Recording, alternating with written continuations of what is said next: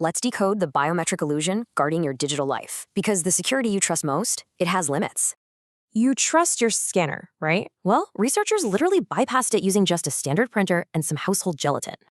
Think your fingerprint is a top secret key? You're actually leaving your physical password on literally every surface you touch. Not all sensors are created equal. Capacitive, optical, and ultrasonic tech differ vastly in actual security levels. Capacitive and optical phone scanners only read 2D surface patterns, making them incredibly vulnerable to basic physical replicas. Here's the harsh forensic reality. Attackers just lift a latent print, photograph it, print it, and cast a mold.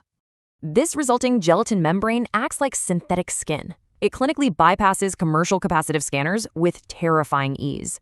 It gets worse. Hackers can generate synthetic master prints that hit a shocking 65% success rate against standard datasets. In one crazy case, hackers flawlessly reproduced a politician's fingerprint from 3 meters away using only public press photos. This exposes a huge fundamental flaw. There's a massive difference between a replaceable password and a permanent biological trait. A hacked password? That takes an hour to reset, but a stolen fingerprint means your security is compromised permanently. We totally traded security for speed. Fingerprints dominate our phones strictly for convenience, definitely not for flawless forensic protection. So to protect your high-value digital accounts, you need to implement these 4 practical security steps right now. Step 1. Treat biometrics strictly as a convenience layer. Always require a strong alphanumeric PIN as your true lock. Also, legally, authorities can often compel a fingerprint unlock. Memorized passcodes generally retain much stronger legal protections. And definitely monitor breaches. Over 5 million permanent government biometric records were already stolen by hackers in 2015 alone.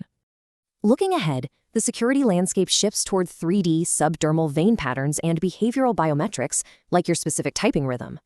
Unlike a single touch, these advanced tools constantly verify you in the background, making them way harder to spoof. But here's the catch. Enrolling expands your unchangeable identity data across a massive, highly vulnerable web of global databases. Your biometrics are yours for life. So, did you actually consent to permanent exposure or just momentary convenience?